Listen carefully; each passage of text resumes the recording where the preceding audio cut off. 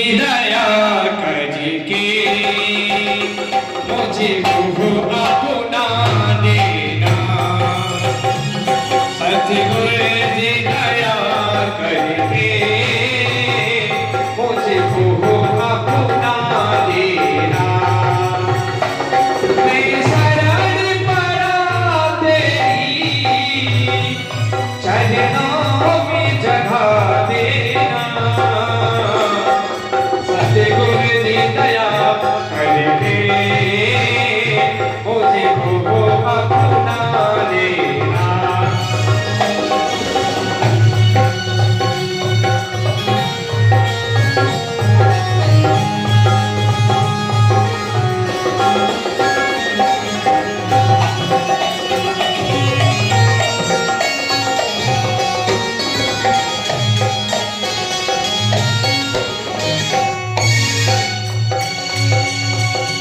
करुणानिधि नाम तेरा, करुणा दिखलाओ तुम। करुणानिधि दिखलाओ तुम। सोए हुए भाग्यों को हे नाथ जगाओ तुम। निधि महाजपो तेरी नहीं दिल से भुला देना। सतगुरु जी दया करके मुझे प्रभु अपना देना।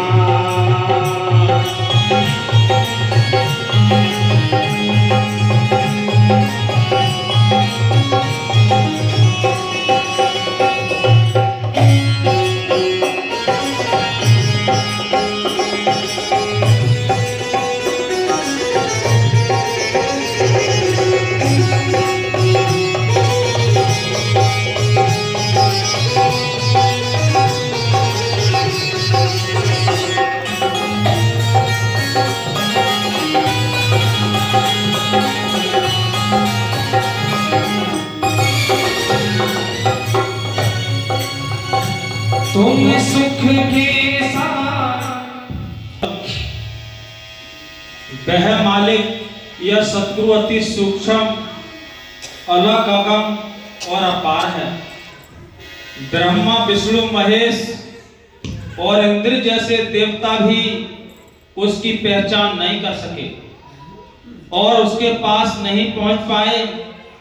सतगुरु के पास वही जा सकता है जिस पर वह खुद मेहर करे। देखो सतगुरु की प्यारी साथ संगत सभी दूर दराज से आई थी। सतगुरु के प्यारे प्रेमियों, वो क्या समझाते हैं? ये संसार में हम सब यहाँ फंसे पड़े हैं। यहाँ से निकलने के लिए हमें कोई रास्ता ढूंढना पड़ेगा। जैसे पिंजड़े के अंदर पक्षी, हाँ, मानक साहिब फरमाते हैं कि ग्रंथों और शास्त्रों को पढ़कर या दूसरों से सुनकर हर मनुष्य ये कहता है कि वह मालिक गहर गंभीर है, ऊंचे से ऊंचा है, अपार है, उसका पसारा बेअंत है। परंतु ये कहना उसी का ठीक है जिसने उसको देखा है। गुणी, ज्ञानी, ध्यानी, जोगी, जपी और सिद्ध साधक सब उसको देखने का यत्न करते रहे हैं, परंतु कोई उसको देख ना सका। उसको वही देख सकता है और उसका अंत वही पा सकता है जिस पर मालिक खुद मेहर करे। मालिक की मेहर से संत कहते हैं कि मालिक से मिलना हमारे अपने बस में होता तो अब तक हम मालिक से बिछड़े न रहते।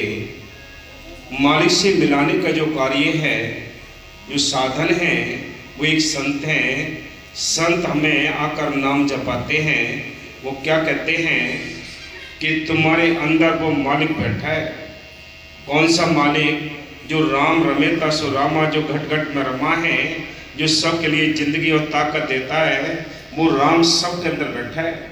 उससे मिलने के लिए किसी हमें उस काज की आवश्यकता पड़ती है, किसी ऐसे संतों की आवश्यकता पड़ती है जिन्होंने अपने अंदर उस मालिक को देखा है, जिस रास्ते पे वो चले हैं।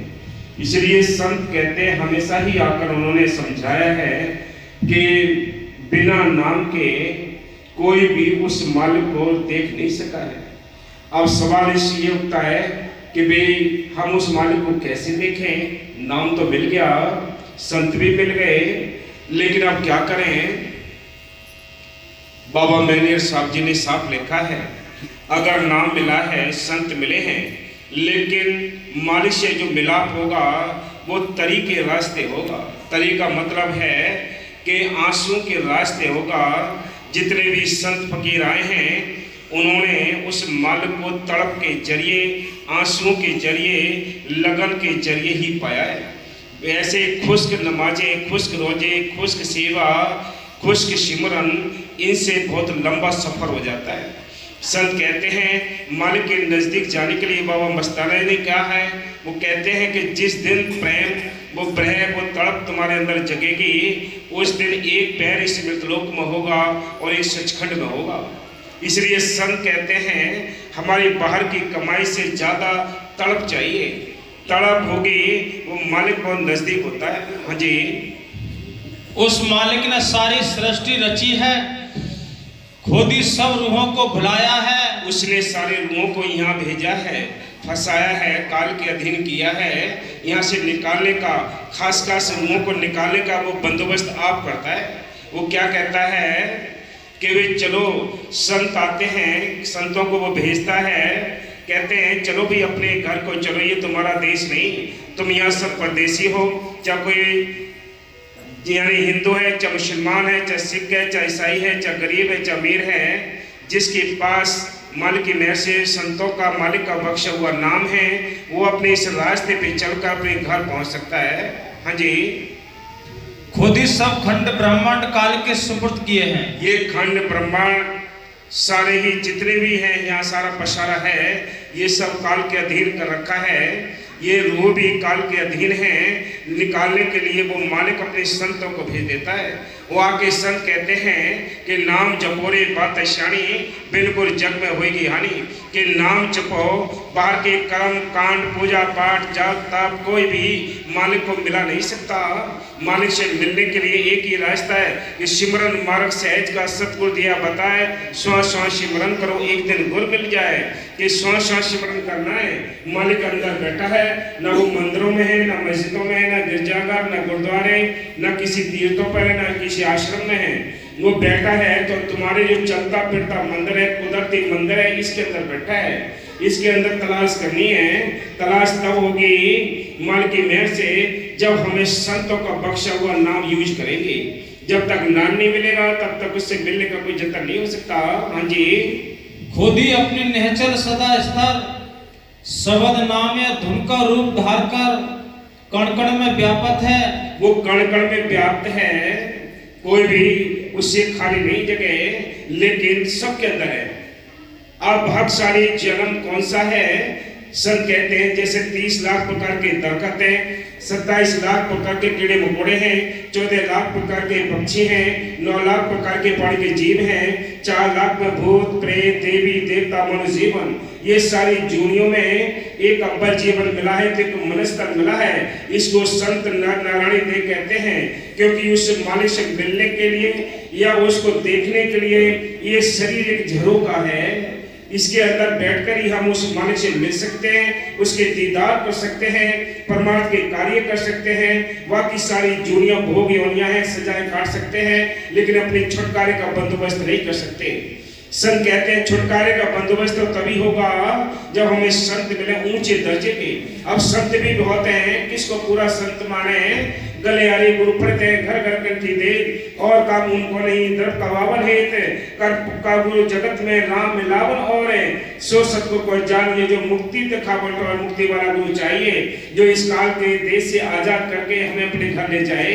ऐसे संतों से जब मिलाप होगा, हम सिमरन करेंगे तो सारा रास्ता खुल जाएगा हमें मालिक के देश जाने का। हाँ जी, सबको जिंदगी दे रहा है, खुद ही गुरु है, खुद ही चेला है और खुद ही गुरुमुखों का रूप धार कर उपदेश करता है। संतों ने कहा है वो आप ही दारमदारी है, आप ही खेलता है, आप ही खिलाता है, आप ही देखता है, आप ही देखता है, वो सारे काम करने वाला आप ही है। आप ही दारमदारी मेरा सतगुरु, आप ही खेल खिलाड़ी हो, गगन मंडल का तंबू तनाया धर्म गलीचा डारी हो, सारा खेल उसी का है। उसी ने ये काल जैसी शक्ति को पैदा किया है, काल जैसी शक्ति ने हम सबको यहाँ कैद किया है। इसके जेल से निकालने के लिए वो मालिक अपने संतों को भेजता है। संत के उसके एजेंट होते हैं, वो अपनी पढ़ाई नहीं कराते, अपनी पूजा नहीं कराते, वो मालिक का भेद बताने के लिए आते हैं। वो कहते हैं तुम्हारा मालिक तुम्हारे अंदर बैठा है, अंदर से तलाश करो। जितने हम बाहर के पूजा पाठ करते हैं उतने ही मालिक से दूर होते चले जाते हैं। हाँ जी, खुद ही ठीक भक्ति में लगाकर अपना नाम जपाने वाला है। वो खुद ही ठीक भक्ति में लगाकर आपके तड़प और आपके संस्कार के ऊपर है। ये जितने आपकी तड़प होगी, अच्छे संस्कार होंगे, ऊंची शक्ति यानी भक्ति मिलेगी, ऊंचे संत मिलेंगे। बाकी जो जहाँ है वहीं सही है, खुश है। हम कह ये सारी दुनिया संतों के पास चली जाए, ये संतों के पास नहीं जा सकती। इनमें कोई भाग्यशाली जीव होते हैं। बाबा गणेर साहब जी बार बार समझाया करते थे कि भाई संत फकीर आते हैं, खास खास जीवों के लिए आते हैं, खास खास रूहों के लिए आते हैं जिनका उनको छुटकारा कराना होता है। ये सारी दुनिया के लिए संत नहीं आते। हाँ जी, खुद ही काल के बंधनों से छुड़ाकर जीवों को वापस अपने घर ले जाते हैं। देखो बड़ी कीमती बात है समझने के लिए। आप बड़े बड़े समझदार बैठे, हम तो आपके समान भी नहीं कुछ, लेकिन संत कहते हैं, क्या कहते हैं? उसी ने तो काल जैसी शक्ति को पैदा किया है, उसी के अधीन हमारी ये रूह आत्मा भेज दी इस संसार में, और आप ही निकालने का बंदोबस्त करता है। बताओ खेल कैसा उल्टा डाला है। अब जीव यहाँ के ही जिस देश के लिए ये सोचता है यही मेरा मालिक है, यही मेरा देश है, मैं कहाँ जाऊँ? ये 84 की चक्की में पिसता रहता है। संत आकर कहते हैं, कबीर साहब आए, उन्होंने कहा चल हंसा सतलोक हमारे, छोड़ो ये संसार हो, ये संसार काल है राजा, कर्म को जाल पसारा हो। यह कर्मों का जाल पड़ा है, कोई भी जीव सुखी नहीं है। सुखी है वो जिनका ख्याल मालिक को जुड़ा है। क्या कहते हैं? एक सहजोबाई संत तो यूं लिखा है कि ना सुख विद्या के पड़े, ना सुख वाद विवाद, साध सुखी सहजो कहे लगी सुन समाद। जिसका ख्याल मालिक को जुड़ा है, जो अपने घर गृहस्थी के काम काज कर गया, हकलाल की मेहनत से वो अपने घर पहुंच गया। संत कहते हैं बाकी जो साधक संत बताते हैं, जो वचन देते हैं, उन पर अमल करना पड़ेगा। अमल किए बिना कुछ नहीं बनना है। इसलिए संत कहते हैं, बाबा फकीर साहब जी हर सत्संग में एक शब्द बुलवाया करते थे। वो कौन सा शब्द बुलवाते कि अमला से होवे के निबेड़े किसी ने तेरी जात पूछड़ी। उस मालिक के देश में तू कौन से धर्म से आया, कौन पूछता है? कौन सी जाति से आया, कौन पूछता है? तू गरीब है, कौन पूछता है? तू अमीर है, कौन पूछता है? वहां तो तेरी पूछ होगी भक्ति से। तूने कितनी कमाई की है परमार्थ की, कितना भजन किया है, कितनी सेवा की है, इसकी वहां पूछ होती है, इसका सम्मान होता है। बाकी 84 में धक्के के मार के फेंक दिए जाते हैं। इसलिए सब कहते हैं ये 84 का जेल खाना ऐसे नहीं चलता। ये सारे जीव ही निकल जाएं तो ये खेल खत्म हो जाएगा, ये देश की रौनक खत्म हो जाएगी। हाँ जी, गुरु अर्जुन साहब फरमाते हैं कि वह मालिक का सतगुरु जीवों के उद्धार के लिए आपकी संतों का रूप धारण करता है। वो मालिक आप ही आता है, ऐसा नहीं देह को धारण करता है, हम सबके बीच में आकर समझाता है हमारे लिए। कहता है हम सबके पता नहीं कौन सी किसके अंदर वो मौज प्रकट हो जाए और हमें सब कुछ ले जाने की कोशिश करती है वो मौज है। चलो अपने घर चलो। बाबा फकीर साहब जी ने पूरा जोर लगा दिया, विश्व रिकॉर्ड बना दिया कि कोई हमारे साथ है, हम जा रहे हैं वहां। बोलो क्या सब कुछ सिखा गए हमें?